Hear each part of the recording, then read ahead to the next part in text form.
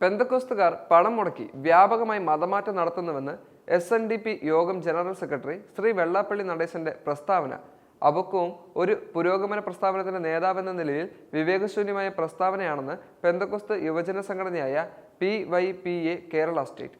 വെള്ളാപ്പള്ളി നടേശന്റെ കഴിഞ്ഞ ദിവസം മാധ്യമങ്ങൾക്ക് നൽകിയ അഭിമുഖത്തിൽ പെന്തക്കോസ്ത് സമൂഹത്തെ അടിച്ചേക്ഷേപിക്കുന്ന തരത്തിൽ നടത്തിയ പ്രസ്താവന തീർത്തും പ്രതിഷേധാർഹമാണെന്നും ഇന്ന് കൂടിയ എക്സിക്യൂട്ടീവ് യോഗത്തിൽ അഭിപ്രായപ്പെട്ടിരുന്നു.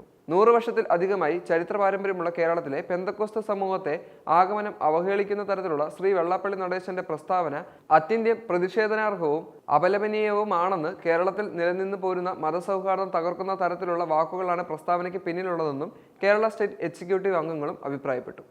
പെന്തക്കോസ്തുകാർ പണം നൽകി മതപരിവർത്തനം നടത്താറില്ലെന്നും അങ്ങനെ ഉണ്ടായിട്ടുണ്ടെങ്കിൽ അത് തെളിയിക്കേണ്ട ബാധ്യത ശ്രീ വെള്ളാപ്പള്ളിയിൽ നിക്ഷിപ്തം ആയിരിക്കുന്നുവെന്നും പ്രലോഭിച്ച പണം നൽകുകയോ മതം മാറ്റുന്നതിനുള്ള തെളിവുകൾ ശ്രീ വെള്ളാപ്പള്ളിയുടെ പക്കൽ ഉണ്ടെങ്കിൽ അത് പരസ്യമാക്കുവാനും തെളിവുകൾ പുറത്തുവിടുവാനും ശ്രീ വെള്ളാപ്പള്ളി തയ്യാറാകണമെന്ന് PYPA സംസ്ഥാന എക്സിക്യൂട്ടീവും ആവശ്യപ്പെട്ടിട്ടുണ്ട്.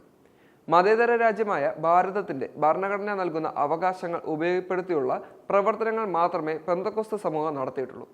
ശ്രീ വെള്ളാപ്പള്ളി ക്രൈസ്തവ സമൂഹത്തെ അപമാനിക്കുന്ന വ്യാജ പ്രസ്താവന പിൻവലിച്ച് മാപ്പ് പറയണമെന്നും PYPA കേരള സ്റ്റേറ്റ് എക്സിക്യൂട്ടീവ് പത്രക്കുറിപ്പിൽ അറിയിക്കുകയും ചെയ്തു.